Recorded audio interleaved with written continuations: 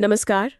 आज हम एक बहुत ही दुखद घटना पर बात कर रहे हैं। जी। एयर इंडिया उड़ान 171 का हादसा ये 12 जून 2025 को हुआ। हाँ, अहमदाबाद से लंदन गैटविक जारी थी ये flight, Boeing 7878 dream liner, VT ANB registration. और जो बात मुझे सबसे ज्यादा चौंका रही है वो ये कि टेक ऑफ के सिर्फ 36 सेकंड बाद, जी हाँ, सिर्फ 36 सेकंड, और उसके तुरंत बाद ही मेडे कॉल आई और फिर विमान क्रैश हो गया। मेडे कॉल मतलब अंतर्राष्ट्रीय आपातकालीन सिग्नल। बिल्कुल।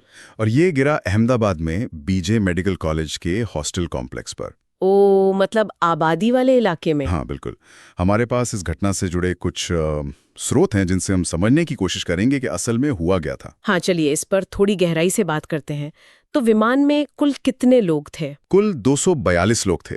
इसमें 230 यात्री और 12 क्रू मेंबर्स शामिल थे। और दुखद बात यह है कि लगभग सभी की, हाँ, 241 लोगों की जान चली गई।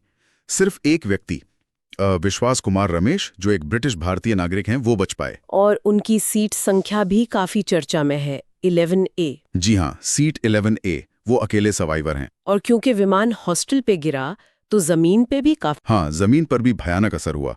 हॉस्टल और आसपास की इमारतों में कम से कम 39 लोगों की मौत हुई। 39? बाप रे। जी। और 60 से ज्यादा लोग घायल भी हुए। राहत कार्य के लिए टीमें फौरन पहुंच गई थी अवश्य। कौन कौन सी टीमें थी? NDRF थी, CISF, लोकल फायर ब्रिगेड और सेना भी, सबने मिलकर बचाव कार्य किया। अच्छा, जांच की बात करें तो कुछ शुरुआती जानकारी मिली है? हाँ, एक तो ये कि पहला ब्लैक बॉक्स मतलब फ्लाइट डेटा रिकॉर्डर या FDR, वो दुर्घटना स्थल की छत से ही मिल गया। छत से?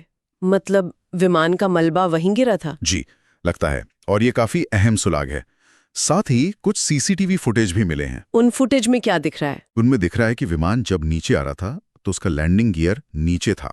लैंडिंग गियर नीचे? टेक ऑफ के फौरन बाद? ये तो अजीब है। बिल्कुल अजीब है। सामान्य तौर पर टेक ऑफ के तुरंत बाद गियर ऊपर खींच लिया जाता है। हाँ, ताकि स्पीड और ऊंचाई मिल सके। सही कहा। अगर गियर नीचे रह जाए तो हवा का खिंचाव मतलब ड्रैग बहुत बढ़ जाता है। इससे विमान को ऊंचाई पकड़ने में दिक्कत होती है। तो क्या जांच इसी पर फोकस कर रही है कि गियर नीचे क्यों रह गया? ये एक मुख्य बिंदु है, लेकिन सिर्फ यही नहीं, जांचकर्ता फ्लैप कॉन्फ़िगरेशन को भी देख रहे हैं। फ्लैप्स मतलब पंखों के वो हिस्से जो टेक ऑफ और लैंडिंग में मदद करते हैं। और साथ ही इंजन थ्रस्ट मतलब इंजन की पावर, क्या उसमें कोई कमी थी, ये सब देखा जा रहा है। अच्छा, और दूसरा ब्लैक बॉक्स वॉइस रिकॉर्डर? वो भी मिल गया है, कॉकपिट वॉइस रिकॉर्डर, CVR। तो अब दोनों रिकॉर्डर्स का विश्लेषण चल रहा है। कौन कर रहा है ये विश्लेषण? अमेरिका, भारत और ब्रिटेन के विशेषज्ञ मिलकर कर रहे हैं। एक जॉइंट टीम है। तो क्या लगता है, मतलब संभावित कारण क्या हो सकता है? पहले पंछी टकराने की बात भी थी। हाँ, शुरू में ये थ्योरी थी, लेकिन अब इसे कम संभावित माना जा रहा है क्योंकि ये 2 इंजन वाला विमान था। हाँ, अगर एक इंजन बंद भी हो जाए तो दूसरा काम करता रहता है। जी, इसलिए अब ज्यादा शक किसी तकनीकी खराबी पर है। हो सकता है गियर में कोई समस्या हो, या फ्लैप्स में, या फिर इंजन ने पूरी पावर नहीं दी। इसकी रिपोर्ट कब तक आने की उम्मीद है? शुरुआती रिपोर्ट शायद 30 दिनों में आ जाए और फाइनल रिपोर्ट में 6 से 12 महीने लग सकते हैं। इस हादसे के बाद एयर इंडिया पर भी काफी दबाव होगा। हाँ बिल्कुल।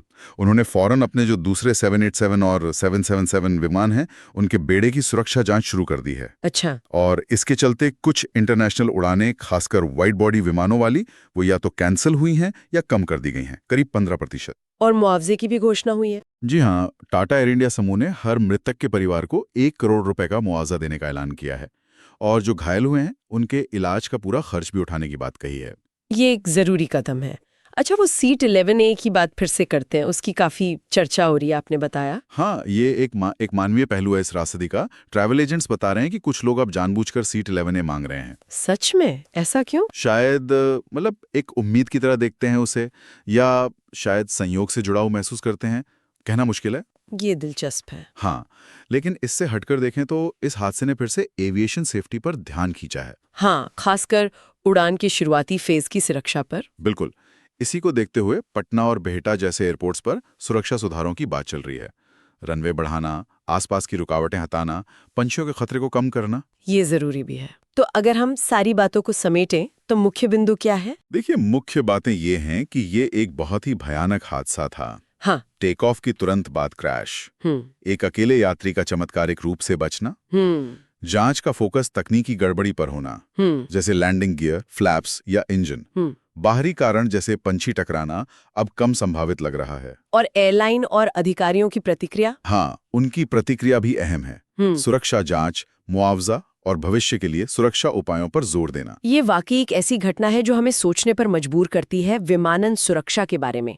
और अंत में एक सवाल शायद हम छोड़ सकते हैं सोचने के लिए। जी। जिस तरह से लोगों का ध्यान उस एक सीट 11A पर गया है, ये हमें क्या बताता है कि हम ऐसी दुखद घटनाओं में भी उम्मीद और क्या कहें जीवन की कहानी कैसे ढूंढते हैं।